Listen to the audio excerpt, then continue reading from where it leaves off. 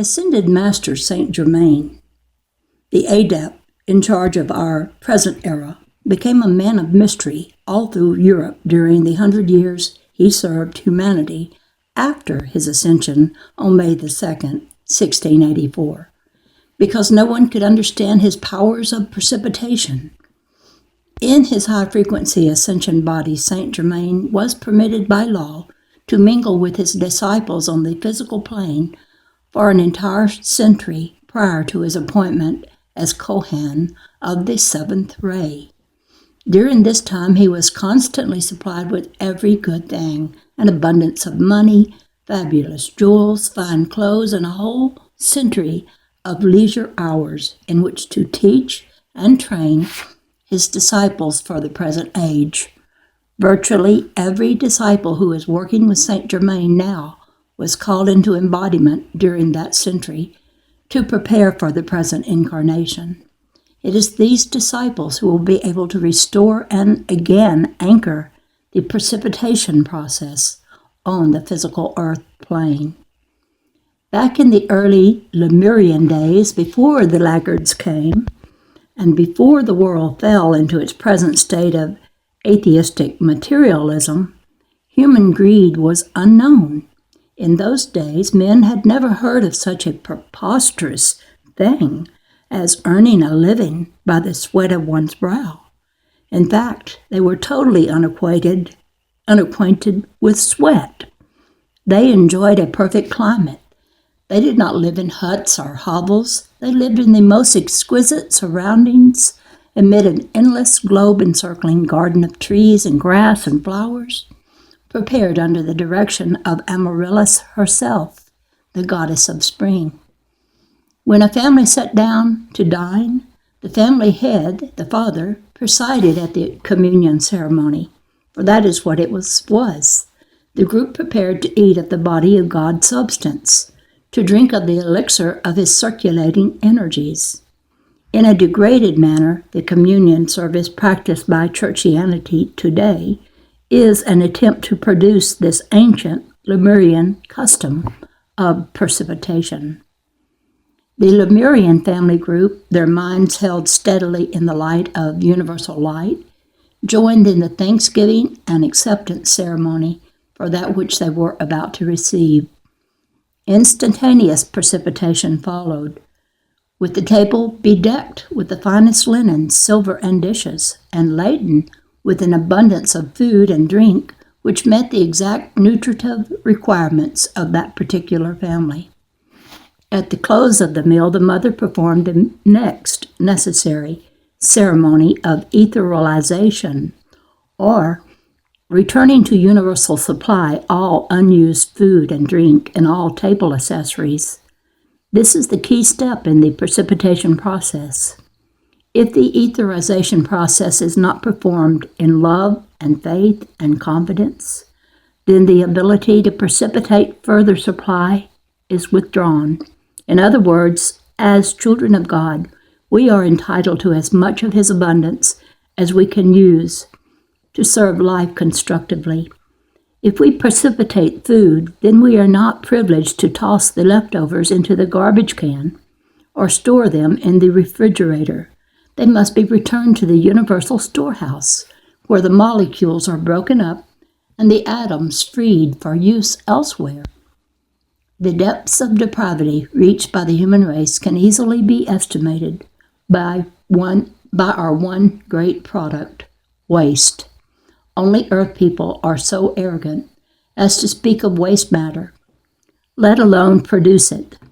There is no waste in the universe. The Father not only knows when the sparrow falls, he also keeps a strict account of each atom, for an atom is a tiny life. The only way to handle so-called waste is to permit it to be returned to the universal storehouse. This storehouse is a reservoir of unqualified electronic substance. In that state, it is ready for use by anyone who wishes to qualify it. In recent years, the space people have pointed out again and again that it is our excessive waste matter from nuclear fission and fusion that constitutes the greatest threat to our destruction. The bomb explosions are much less harmful than the resulting fallout, and the fallout is even less destructive than the waste accumulated during the manufacturing process. During the last quarter of a century, Ascended Master Saint Germain has been working actively among his disciples, particularly those in the United States. Because North America is now the physical beating heart of the world, and as such it requires a most subtle protection. Without the full functioning of North, Central, and South America, the 6th and 7th root races could not come into existence. The divine plan could not continue its unfoldment according to universal law.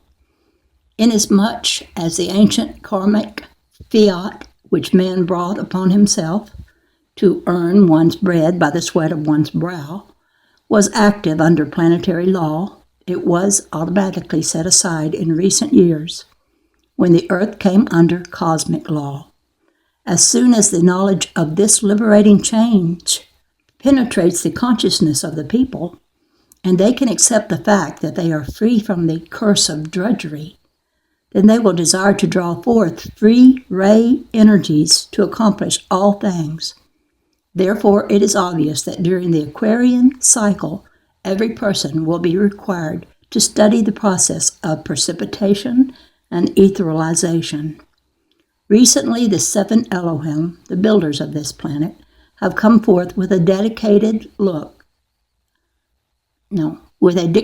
book, which outlines precise instructions for precipitations. This volume now serves as a textbook for disciples who are studying the process. See suggested reading section. Oh dear, I don't know if I printed that and I don't have this book anymore. From time to time, Saint Germain lowers the vibrations of his subtle body so that he may be seen visually and mingles with groups of disciples. In the United States in recent years, he has given actual demonstrations of the precipitation of food, complete with exquisite linen, silver, and dishes. He has even made an exception in many cases and retained the linen, silver, and dishes in manifestation, presenting them to his dinner guest. It is noteworthy that the linens need never be laundered, as no effects of soil cling to them. While the linens appear to be of cloth and apparently are precipitated as cloth, they are probably charged with fourth ray energies and therefore vibrate at such a high frequency that imperfect matter is cast off. This is the ray of purity, which Serapis Bey has urged us to use for such practical matters as cleaning our homes, tuning pianos, and tuning up motors. It is apparently the ray which is used by space people who visit the Earth and who can walk through dusty deserts and muddy roads and under rainy skies, and yet appear at the homes of Earth people without a trace of soil on their clothing or shoes. Several contacts have observed and commented on this feat. Although no hint has been given that Tesla and Ascended Master Saint Germain actually met and conferred on the physical plane, there is abundant evidence to indicate that they were in close communication. Nearly all adepts from Noah down to Saint Germain and Tesla have been associated with angelic messengers who take embodiment as white doves. This is a subject which is difficult for the earth mind to understand because we know so little about the angelic kingdom. Angels themselves sometimes take human embodiment in order to perform some special service, but little is known nowadays about these cases. However, we can gain considerable knowledge from the story of Mary, the mother of Jesus. She not only belonged to the angelic kingdom, but was originally an our twin flame of Archangel Raphael. She also spent untold centuries in working with Elohim, assisting in the training of elementals. The Elohim design and build planets, but like all good architects and contractors, they have an army of helpers These are the little elementals or nature spirits. According to the design made by the Elohim, the little elementals carefully fashion each blade of grass, each flower, each tree, and even each tiny lima bean or apple or orange that we eat. When we say that the little elementals build the fruit and the flowers, we mean precisely that. They build out of the substance of their own bodies, just as a spider spins a web. After the ascension of Jesus, while Mary was living with the disciples at the old grist mill outside Bethany, she spent considerable time training groups of little elementals. She taught them how to make a certain type of fern, among other things, a fern which we still have in abundance today, commonly called maiden's hair. When Mary made her ascension, she returned to her place in the angelic kingdom, but with the added ability to work freely with humans after spending long years among them. Inasmuch as ascended Master Saint Germain was Joseph in a former embodiment, Mary and her angelic group will play a major role in assisting human beings to orient themselves in New Age activities. It is very easy to contact Mary mentally, and there is always angelic response to every call from a human being. Aside from the cases where angels have taken human embodiment in order to render assistance to humanity, the white doves, which are initiate birds, have served down through centuries of time as angelic messengers.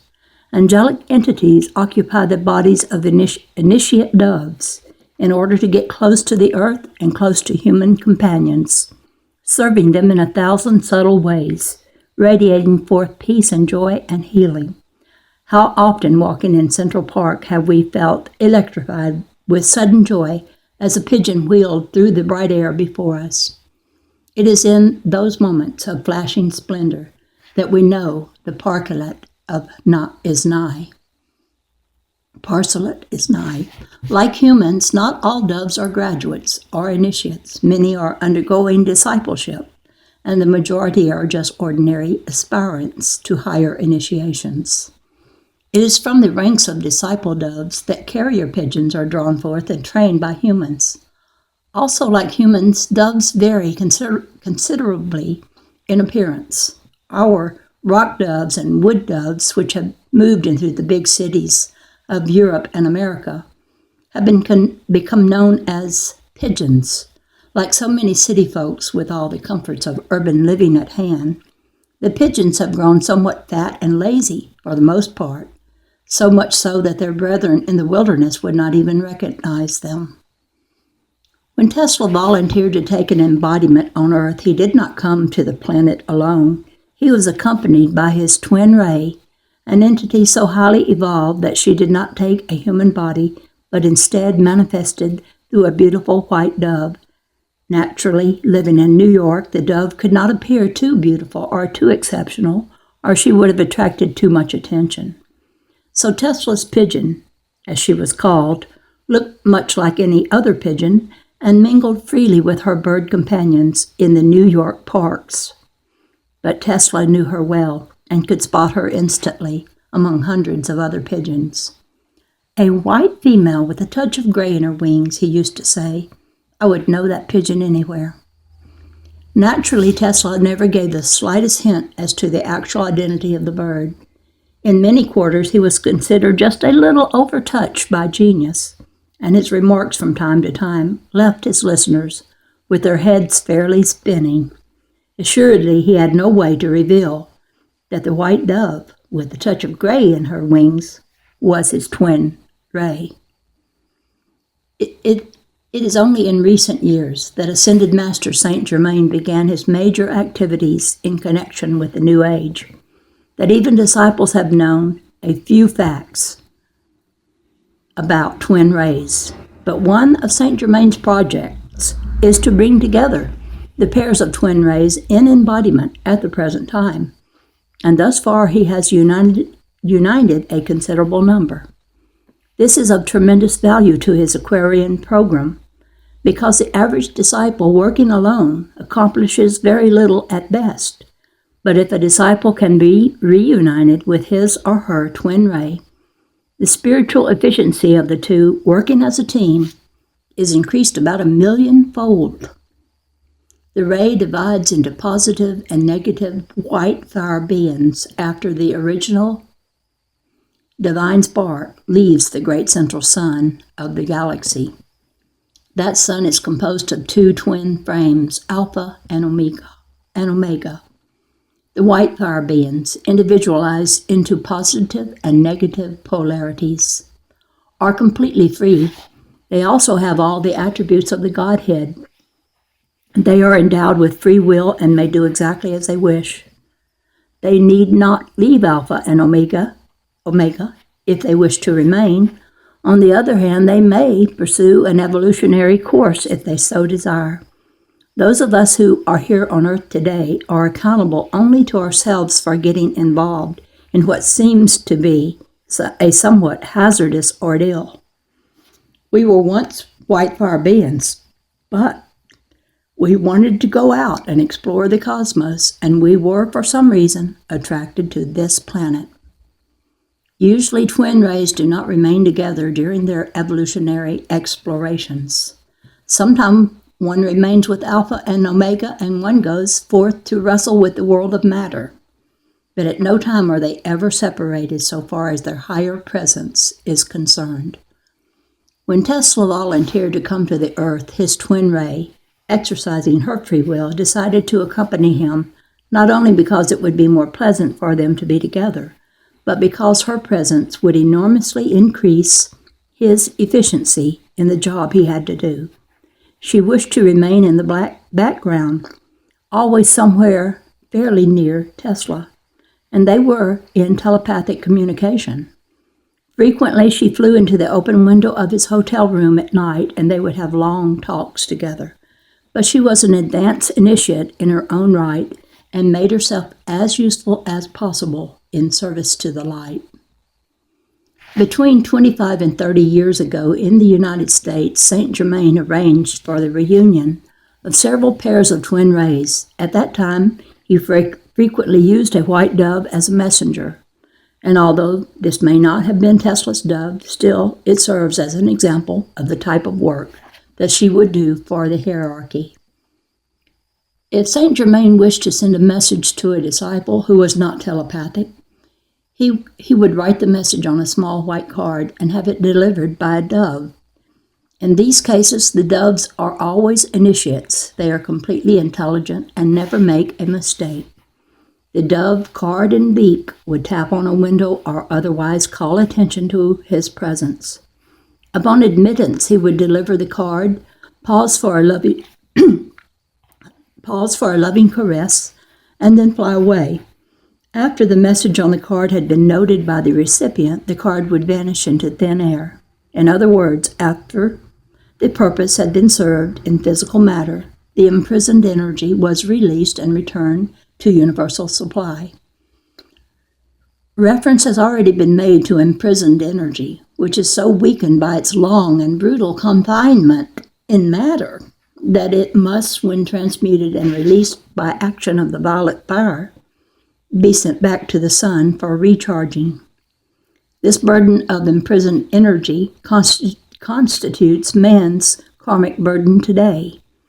A great part of this confined energy is stored away in attics, cellars, old buildings, slums, abandoned debris, junkyards, crowded clothes closets, the bottom drawer of the dresser, and especially in cemeteries, where burial has replaced the clean, swift releasing process of cremation. Man will never have access to universal supply until he learns to get rid of junk, not for the sake of getting rid of it, but with the specific mental injunction that it is to be returned to universal supply. Then he must get rid of his magpie-like tendency to hoard, hoard, hoard. The person who hoards does not have faith and trust in God, no matter what he may say to the contrary. Some of the greatest hoarders, and therefore some of those who trust God the least, are often found up in the pulpit telling people how to live. Persons like Mary and Saint Germain and Jesus set the correct example. Mary wished to leave the planet richer and more beautiful. even on the physical plane. So she precipitated the design for maidenhair fern and taught the elementals how to build it.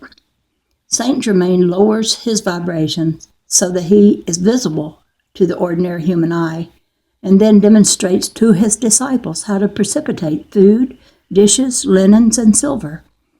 Jesus, during his last embodiment, also precipitated food in a similar lesson for the benefit of his disciples. He supplied enough precipitated loaves and fishes, or what appeared to be genuine earth food, to feed 5,000 hungry and weary people who had been good enough to give their attention to his discourse. Then remember that he instructed his disciples to secure baskets and gather up the fragments of the food lest they be lost. In other words, he was obligated to etherealize the leftovers and return them to universal supplies. Later, at the wedding feasts of Cana, Jesus demonstrated another form of supply through qualification. For 2,000 years, the scriptural account of changing water into wine has seemed to be a somewhat useless piece of information. Now we have vital need of this account in order to better understand how and why the space people qualify substance, and how we can qualify all things by thought, molding them to meet our desire. A thought is a thing. The scriptural story tells how Jesus commanded that the wine jars be filled with water. Then in a simple silent ceremony, he transmuted the water into electronic substance with a high frequency, ridding it of all impurities or qualifications. When the purified and unqualified water was poured into the wine glasses, the assembled guests naturally thought they were to taste a delicious wine. They had been drinking wine and expected to drink more wine. They fully qualified the water with their own thoughts. When they drank the water, they declared it to be the finest wine they had ever tasted.